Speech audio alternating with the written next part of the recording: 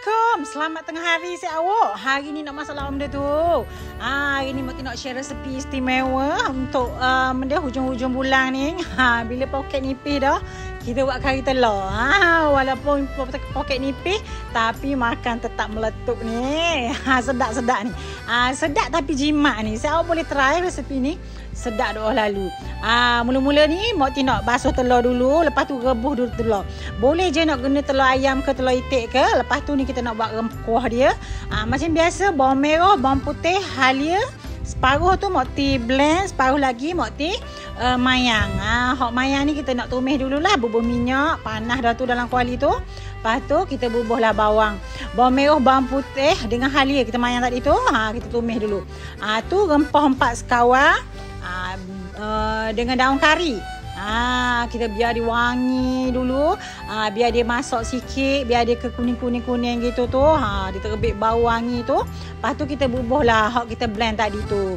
Boleh je kalau si awak nak blend nak mayang belaka ke.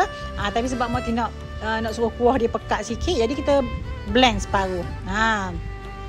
Lepas tu kita bubuh tadi tu cili boh dengan serbuk kari. Pakailah brand benda-benda pun boleh je. Serbuk kari ni dengan cili tu kena masak betul-betul. Masak, kalau kering sangat tambah air. Masak kering sangat tambah air. Tambah air sikit-sikit biar kari tu masak molek.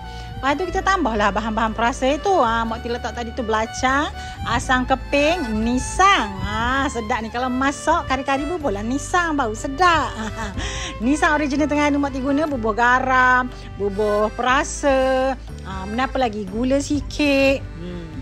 Kalau sedapnya rasa biar dia secukup rasa dah rasa tu barulah bubuh telur. Tak apa je kalau nak bubuh perasa kediam pun tak ada masalah. Mak suka bubuh telur awal-awal sebab nak suruh rempah-rempah tu masuk dalam telur tu.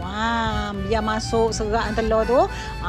Masuk lama lah maknanya telur tu. Tapi pastikan kari tu masuk dulu. Pas masuk telur dah tu boleh tambah air, boleh bubuh santan.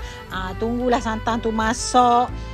Kita pun boleh letak aksesori dia hak lain lah.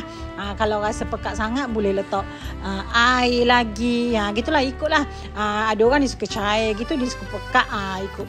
Berarti kalau gula telur ni pekat sikit lah, sedap sikit. Bila dah okey dah kuah tu, kita bubuhlah aksesori dia. Macam biasa kalau kari ni, Mak bubuh bendi, lada hijau, tu tomato. Sedap tu.